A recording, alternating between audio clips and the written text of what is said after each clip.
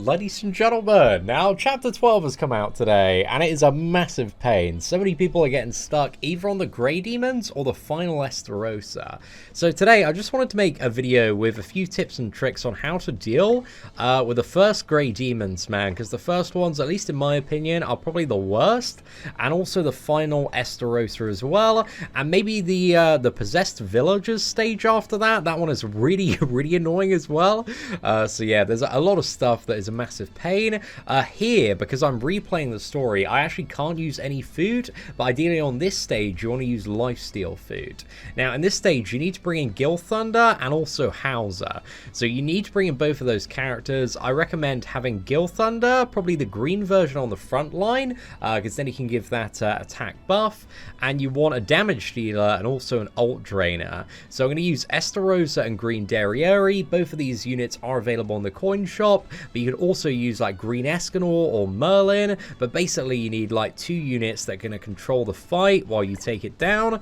So yeah, 1 ult drainer, 1 damage dealer, but again, this demon is a pain, man, and the second one that comes down is so tanky. He's got loads of hit points there. But Derriere is just amazing for this fight, the green version, because she's got some pretty good damage and also pretty good control. So here we're going to use Gilthunder's attack buff. We're going to go for Esther's counter taunt and also striking as well. And again, Green Estarossa, if you're watching this within a week of it being uploaded, is currently discounted in the coin shop, and he is so good for so much content, not only that's currently in the game, but coming in the future as well. So yeah, I highly recommend picking him up. You can see, yeah, the counters, man, just doing a lot of work on the initial blue one. And then what we can do is we can use Derriere's ult drain here. I think we're going to go for a merger here. And I'm just going to fire off, like, probably a buff card again, just to maximize my draw here, because I want to increase the chance that I have either cards to kill, which should be fine with most draw, or another ult drain. Okay, we got another ult drain, worst case scenario. I think we're probably going to go for the kill here, though. Because with the Esther cards, man, we should be pretty good. Let's have a bit of an inspection here. Yeah, we should be alright. Again, if we want to take this a little bit slower, yeah, I think we will, actually. Let's go for this. So then we got Gilthunder's ult, we got Derriere's ult. But she's got a nice drain. Again, Merlin, perfectly good substitute for Derriere here. Both characters work exceptionally well. It's only like, what is it? I think Meliodas is the only character that's blocked out for this stage. But yeah, here I think let's go for the attack buff for Gilthunder. And then, should we double Esther nuke in? I think we use Gilthunder's ult here just to be safe. And then we'll throw off the Esther bronze card. Should be enough. But you want your best attack sets on both Esther and Derriere. But yeah, this is going to be fairly overkill. And also, again, if I was doing this in a story scenario as well, I'd have easy access to being constantly topped up and healed up via lifesteal food. So not having that at the moment is a bit of a penalty. But Green Derriere, there's a really nice synergy between Gilthunder's buff as well, because it's an amplify card. So yeah, we get an additional like 30% chunk of damage there, which is very, very nice. And I think we're going to go for a counter on Esther, and let's just also nuke in as well. But Green Derriere should take a really big chunk out. And Green Derry, if you do have her, is an amazing unit as well for the final Estarossa fight. And again, she's available in the coin shop. I think she becomes discounted. Has she already been discounted? She might have been discounted. I'm just trying to think, actually. No, I don't think she's been discounted yet. I think it's like Monspeed discount next, and then Derriere. So in a couple of weeks, she will be available on coin shop discount. But here, next turn, we can black out. So we're going to completely absorb his turn. And again, this Grey Demon man, the 400k one, it's a bit of a nightmare, man. He's got a lot of hit points. So again, using what is it? Friggin' Escanor can be really, really nice here. We've got so much Gilthunder draw. But yeah, we're going to black out the entire turn, so we might as well just go for a gold card there. I think... Are we going to get him down? We'll find out. I don't think so. My Esther, I don't think is that high in terms of ult levels. I think he's like 3 out of 6. Okay, so next turn we can go for a drain. So we get rid of his ult gauge. Then let's fire off a counter as well. Just prep it for next turn. I think we smash him with another dairy card as well. But again, the primary thing you want just to control is like a drain and a good damage dealer. And again, Escanor and Merlin, two great options alongside Gilthunder on the front lines. So yeah, there we go. Gilthunder's ult, and it is game over. So all our characters about half health there. But again, if I was actually doing this in a progression-based scenario and we had lifesteal food on, everybody would have ended that fight fully topped up. So I do quite like that team and setup, man. I think it works quite nicely. But just to show you kind of a different way to approach that fight. But now we got Final Estarossa, man. Now, the Final Estarossa boss is a massive pain. So ideally, the best strategy to deal with this guy is to use Red Derriere. You want to rush Ultima and then use an evasion card that turn as well. Because he also has ult gauge steal. So for any other ult rush characters, he's most likely going to steal their ult gauge. And Derry is the only character, I believe, that has enough damage to comfortably one-shot him at this point in time on global, because he does have just over 500,000 hit points. But again, if you don't have a super stacked out Derriere, the red version, you're going to need a little bit of a different strategy, and this is where you need to start worrying about the recovery node. So if he doesn't take any damage in a turn, he's going to heal for 50% of his maximum health. So if he doesn't take any damage, he's going to heal for just over 250,000 hit points, which means that you need to keep him drained, because if he uses that ultimate, he's going to get a counter off, and then you like can't attack him that turn. So you got to bring in a setup where you have Green Escanor as your primary damage dealer, because you need to bring in an Escanor in the team, and also two ult drain characters. And again, this is another scenario where Green Derriere is really, really good, because she is ult drain. So yeah, let's go for initial play here. I think we'll go for Cruel Sun, let's go for a Smash, and let's also fire up a Merlin Shield. You'll also might have noticed that on the back line we do have the red Tavern Liz, and that's to keep us topped up, keep us healthy throughout this fight, because her passive is really, really good. But again, the core thing we're looking for in this encounter is just to keep on draining him every single turn. Like, that's what you need. You can, like, if you're really lucky, get away with, like, just Merlin or just one ult drain character. But again, to make life as easy as possible, you do want two characters that on bronze cards have a single ult drain. So yeah, that's why she works pretty damn well. But let's go for, I think, Leap Shock here. And we might as well just throw up the shield as well. Should get Merlin's ulti.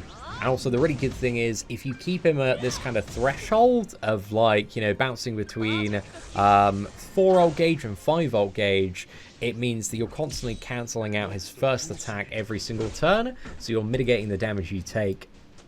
So it makes it much easier to stay alive on this fight. But again, here I think we want to go for Merlin's ulti, and then let's just fire off a drain over here. And then I think we'll go for a Leap Shock as well on Dairy. But honestly, if you can just keep on draining this dude, then this fight does become very straightforward to deal with. We've got so much drain draw here. And I think he's just attacking into Dairy at the moment for the most part. So if we get a little bit luckier on the Escanor draw. But you want to make it, you know, you want to play very conservatively with your drain cards. Because if you have a turn where you can't drain, again, he's going to heal for 250,000. So he is a very scary boss, man. Very scary boss if you're not on top of it. But I know some of my guildmates are struggling with this. I said, lads, whip out your Green Derriere. Got it down first time. But it is, like, there's a lot to read in this this chapter as well. So I don't blame people who are getting a bit, what's it, caught up by everything. Okay, I think here actually, let's go for the Escanor card.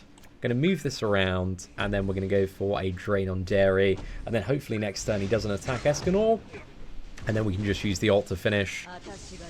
And again, on this fight, like, You can see we're not really taking any damage. We're like Liz on the back line and also draining every single turn. So this strategy doesn't really have much to do with gear here. It's just all about staying steady, controlling the fight.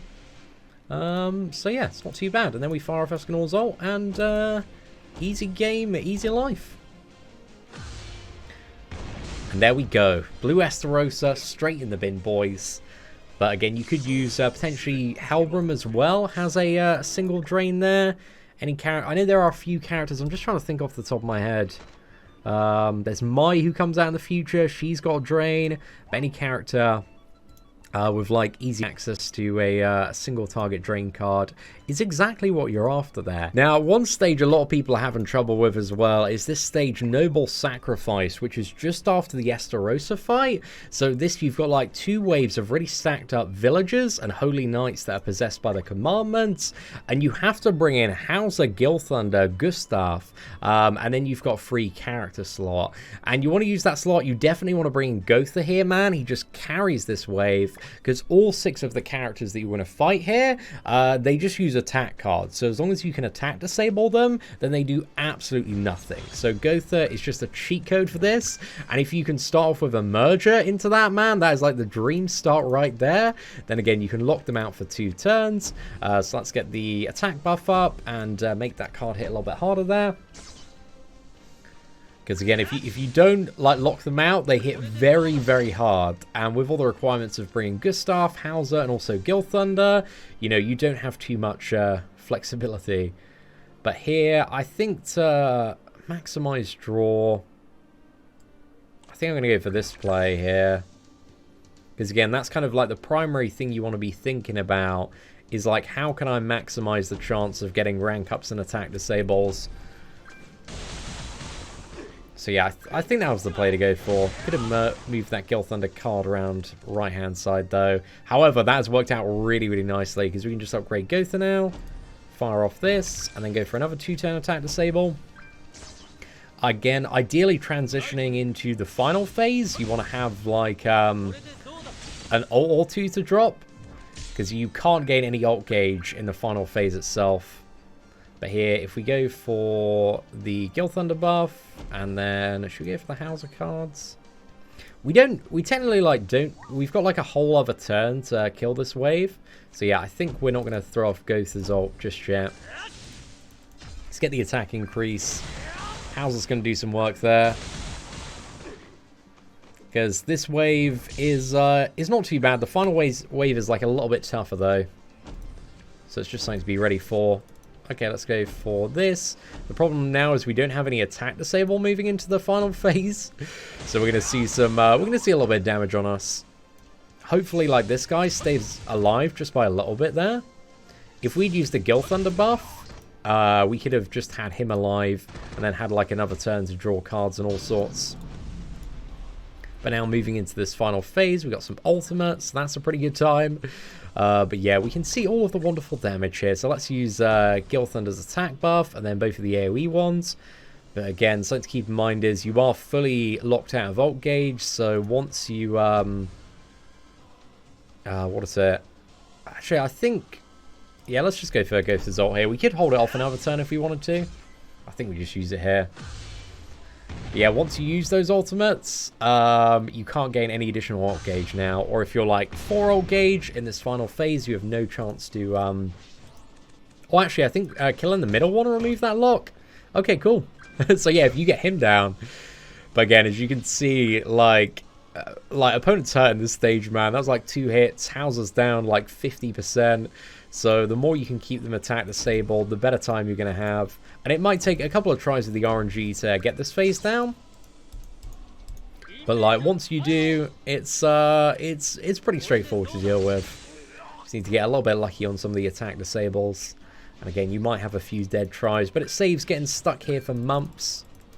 So let's fire off, yeah, actually let's go for attack buff here. Fire off that. Let's go Howzer gold card actually and then ultimate.